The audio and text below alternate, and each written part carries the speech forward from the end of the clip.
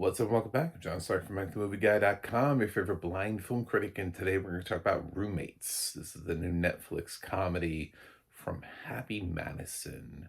Stars Sadie Sandler, Chloe East, Nick Kroll, Natasha Lyonne, uh, Storm Reid. Um, who else is in this? It's all just sort of downstream from that.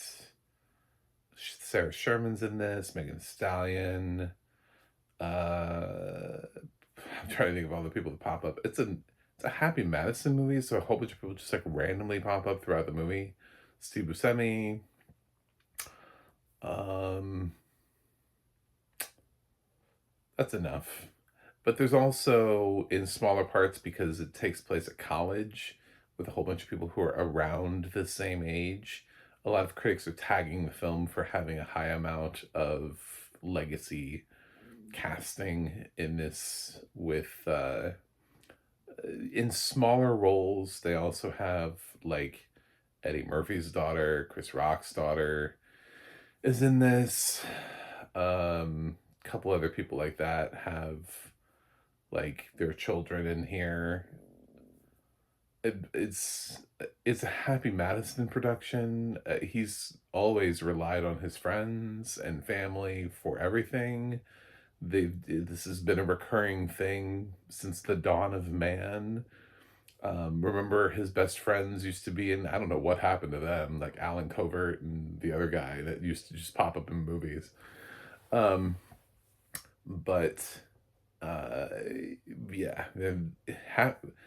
Sandler has always blessed those around him with as much as he can.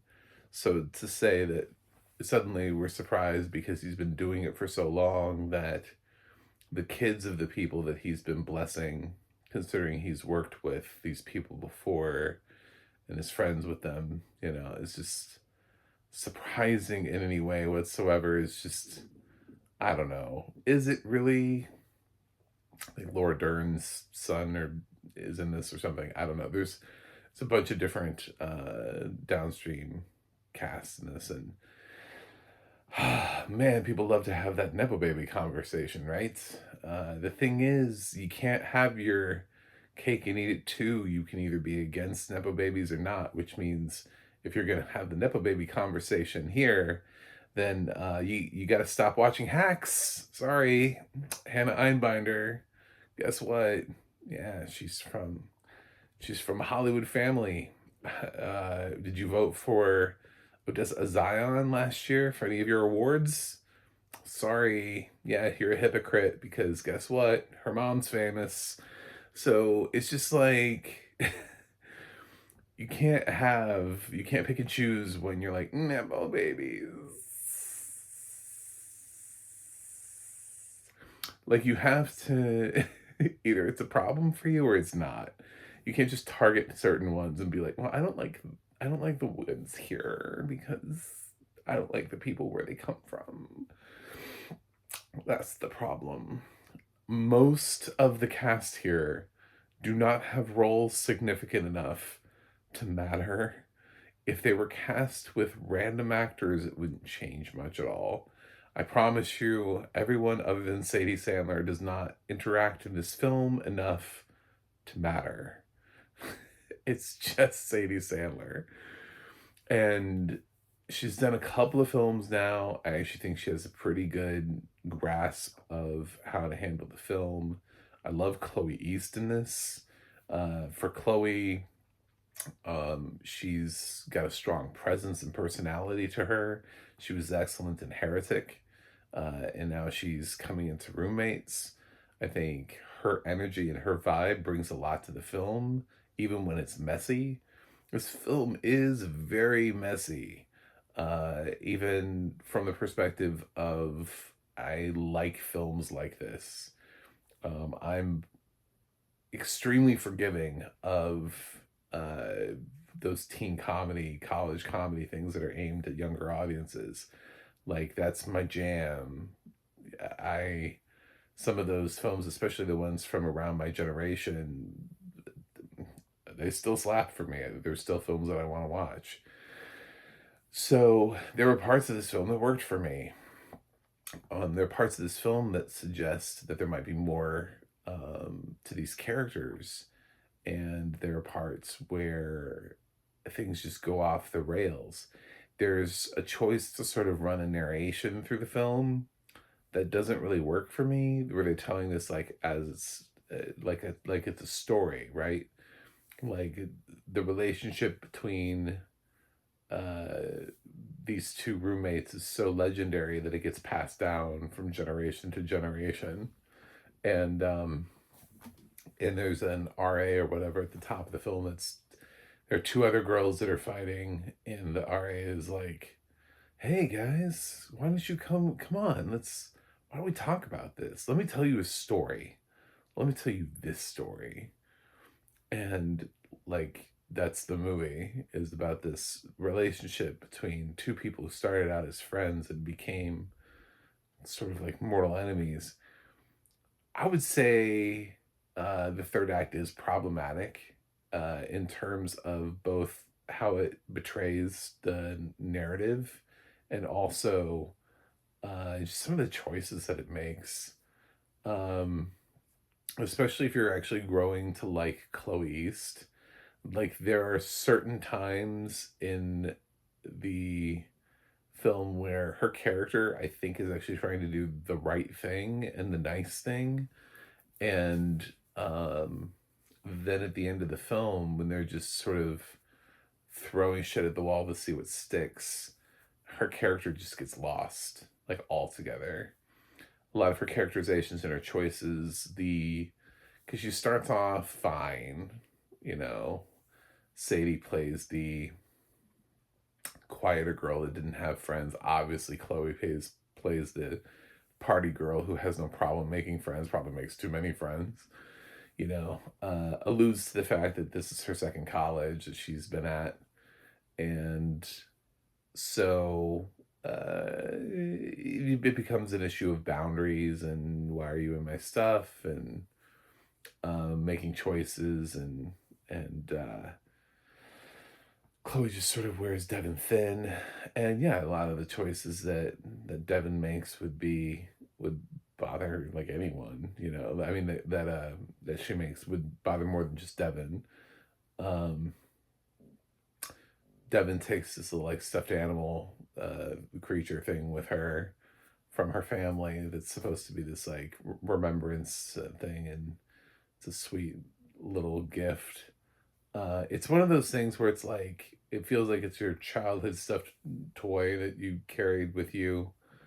Woody got to go to college, basically, and he ends up with like a condom on him. It's like that kind of joke. So it's it's the kind of crude comedy that you would find in this type of a film. But she starts to kind of come around in a couple of scenes. She has some interactions with Devin's brother, Alex, that are kind of nice. She immediately clocks him for being gay when other people are kind of like, we don't know, maybe he is. And she just kind of sits down and they're watching TV together, and she flips over to Drag Race and is like, "You'd like this? You should watch this." And uh she's like she doesn't she goes to hang out with Devin. They have fake IDs and they go hang out locally. She ends up going with Devin to her family's Thanksgiving, and there's this interaction with what was clearly Devin's like former group of mean girls, and Chloe just like runs Chloe's character just kind of runs over all of them, just in like instantaneously. It's amazing. She has the level of confidence where these mean girls come up clearly to like be like, Devin, we don't think we'd see you here. And they have like their boyfriends with, but like Chloe is way more interesting. And so I found that interaction to be like she was sort of standing up slash protecting for Devin in her own little way. There were these interactions that were hopeful of like, oh, they'll find their way around, but the third act just kind of drives itself off of a cliff.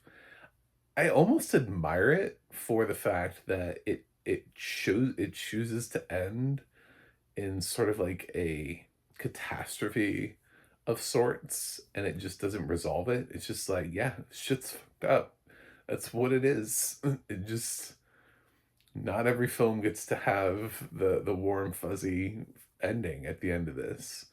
I don't want to define that because I don't want to spoil the movie for you, but it does kind of just walk away from the film. It's like a mic drop.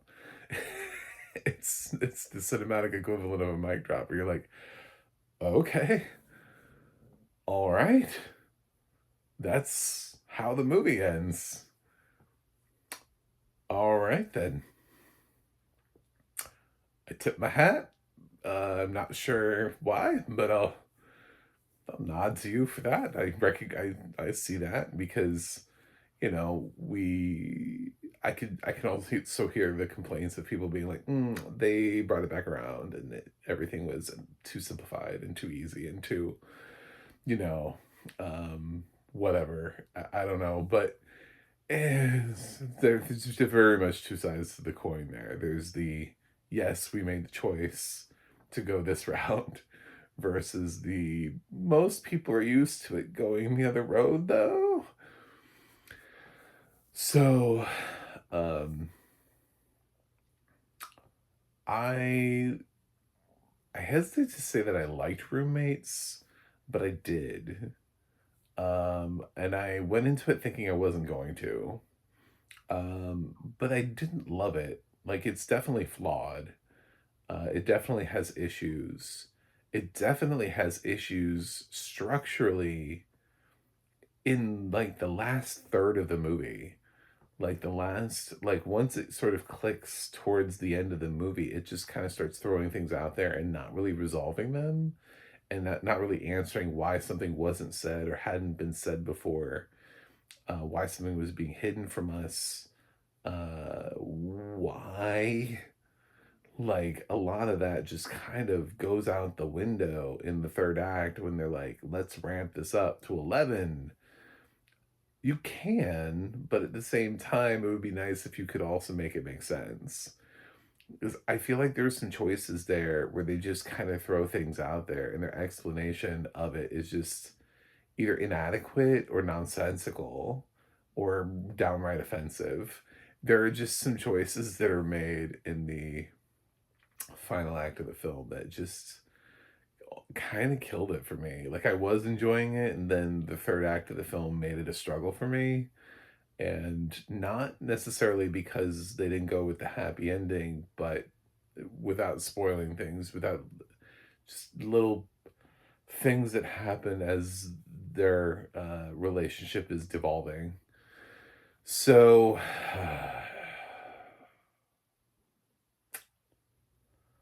I came to Roommates and I was like, is this a fresh? Is this a rotten? Is this a fresh? Is this a rotten? And there's something to be said about leaving people wanting more. There's always that phrase when we say, leaving people wanting more. And Roommates doesn't do that. Roommates, because of its third act, because of some of the choices that it makes, where it feels kind of clunky, it feels like it's like losing the thread at the end. It's making a lot of choices, and I'm not 100% sure why it's making them. I can't really answer to why we didn't hear about certain things earlier, why they weren't roped into, why things weren't more organically introduced, why the storytelling feels so abrupt at times. A lot of that happens in like the last third of the film. And otherwise, it kind of feels like your typical college comedy. So I would say it's like a high rotten, so much so that I'm gonna give it a 5.9 out of 10, which is like the highest rotten I can give it, because I would have given it a fresh had I fallen asleep before like the last 30 minutes of the movie. had, Had I just passed out and just forgotten to watch and be like, I'm sure it was fine. You know, I probably would have given it a fresh, but I didn't like how this film landed. It has nothing to do with the legacy casting, Nepo babies. It has nothing to do with anything like that. The casting is all fine. If I had to pick one person I had the biggest problem with, it was Nick Kroll. I did not think he played like a father at all in this movie. I thought Natasha Lyonne, who doesn't usually get to play motherly, was struggling a little bit, but Nick Kroll didn't read at all. Like, I was thinking my whole review of this film was going to be, has Nick Kroll seen American Pie? Can he get some Eugene Levy vibes from Jim's dad? Because he needs some. I don't know what it is, but he does not feel like a dad at all in this movie. He feels like some, what's up, bro? Like it just, um, I think there's a scene where he's like the Devin is getting ready to go off to college, and he's getting her ready or whatever, and he's gonna give her a credit card, and she's like, Dad, I don't need that. I have the money I worked and saved up on all semester long. And he's like, get out of here with that shit. I'm like, what? I know that sounds funny to you, but it just it just it doesn't feel like there's a certain uh there's a reason why Eugene Levy's Jim's dad works so beautifully in the American Pie franchise. And you have all of this raunchy shit that's happening in and around them, all of this crazy stuff. And Eugene's character is just this solid backbone of that franchise. And he actually feels like a dad. He has so much dad energy in him. He has a maturity level, he has wisdom, he has all those kinds of things, and it's awkward. And he fully embraces the awkwardness of having to communicate with his children. He's not intentionally playing for laughs. He's not written like some sort of bro character type thing where it's like, well, we have to support the comedian playing the role. You don't. The comedian playing the role needs to learn how to act. So, yeah, I didn't like Nick Kroll in this, even though I love Nick Kroll, but I just thought he didn't try in this. So, I'm rotten. International Doodle Center did a nice job with the audio description. It's a teen comedy moving through college. I mean, there's kind of a decent ensemble to maneuver through. It's kind of fast paced. Mostly you're looking for the raunchy jokes to make sure the raunchy jokes land. It does it well. It's not really a lot to talk about. I'm not gonna really remember the audio description for Roommates at the end of the year. But it was fine. So, um, that's it. Thanks for watching. Thanks for subscribing. I'll see you guys on the other side.